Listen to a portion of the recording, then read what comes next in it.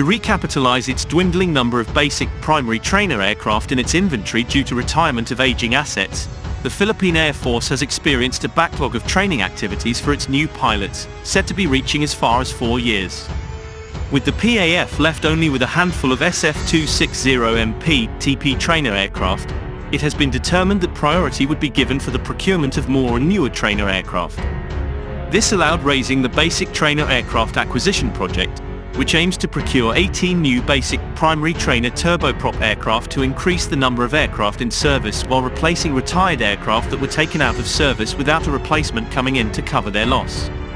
The project is considered to be the first that involves the acquisition of brand new aircraft for the Philippine Air Force under the old AFP modernization program under Republic Act 7898. As part of efforts to modernize the Philippine Air Force, among the requirement that was in need of immediate concern was the dwindling number of basic primary trainer aircraft in its fleet. With the PAF lacking insufficient number of SF-260MPs and TPs for training, the PAF has raised a requirement to procure newer training aircraft, preferably sticking to the SF-260 family to take advantage of their experience in the type.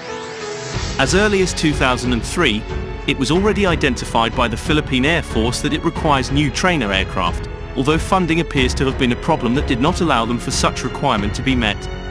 It was only by 2006 that funding commitment has been secured, and the actual funding made available by 2007.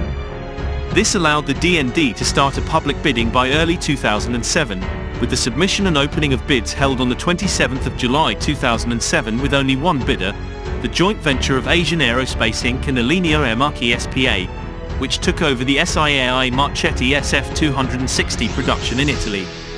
The company offered their latest SF-260FH, which is an improved version of the SF-260TP with the introduction of fuel injection technology as well as improved avionics and cockpit design. Post-qualification inspections were conducted from 23 to the 29th of September 2007 in Milan, Italy, and the DND has released the notice of award in favor of the said company on the 6th of November 2007, and the contract signed by 2008. Part of the deal was the local assembly of the aircraft, which arrived in the Philippines in knockdown kits and assembled by Aerotech Industries Philippines, and delivered all to the Philippine Air Force by April 2011.